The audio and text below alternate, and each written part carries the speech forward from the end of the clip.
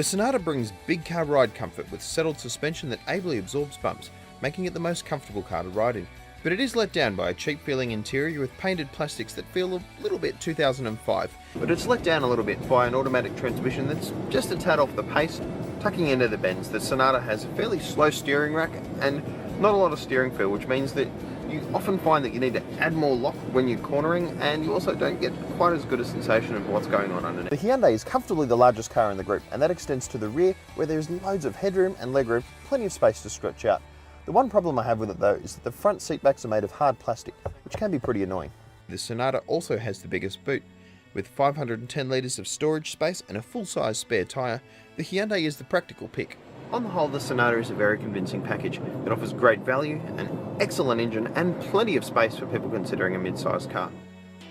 This generation Mazda6 has been among the best in its class for some time. Mazda's updated the car for 2015 with a new look inside and out and a couple of little tweaks designed to make the car more appealing. It has the same 2.5 litre 138 kilowatt and 250 Nm engine as before, returning outstanding fuel economy of 6.6 litres per 100 kilometres. That's a great figure, but it's one that we've struggled to match.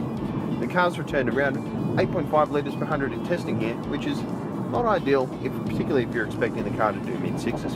Conversely, the least efficient car in the group, the Hyundai Sonata, with an official fuel figure of 9.2 litres per 100, is returning around 9.5. So what you see is what you get with that car, whereas here, you've got a fuel figure that you may struggle to match in everyday driving. Mazda has an advantage in that its car is quite light.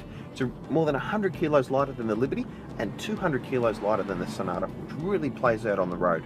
The 6's engine and transmission put it in the middle of the road for this trio. It's not tardy, but it's also not too quick.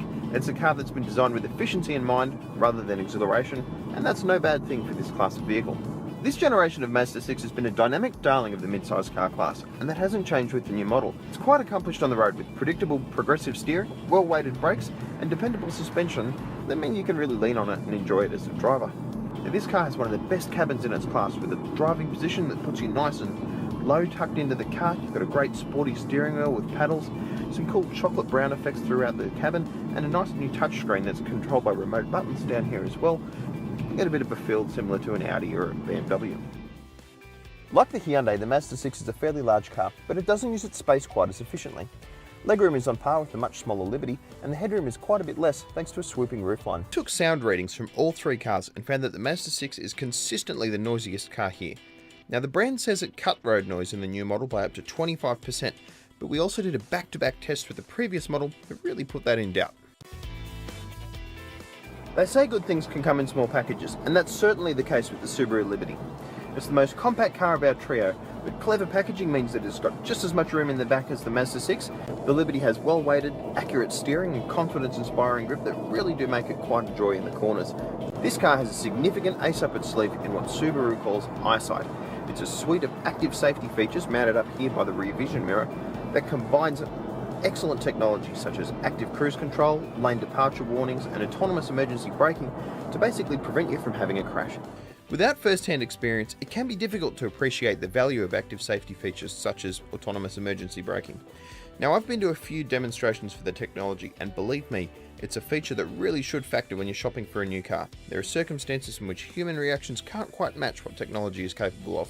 The Liberty's interior is also much nicer than before, with some contrasting material. We've got some piano black and some satin silver finishing here, as well as a really cool grained aluminium-like texture throughout the cabin that looks pretty funky to me.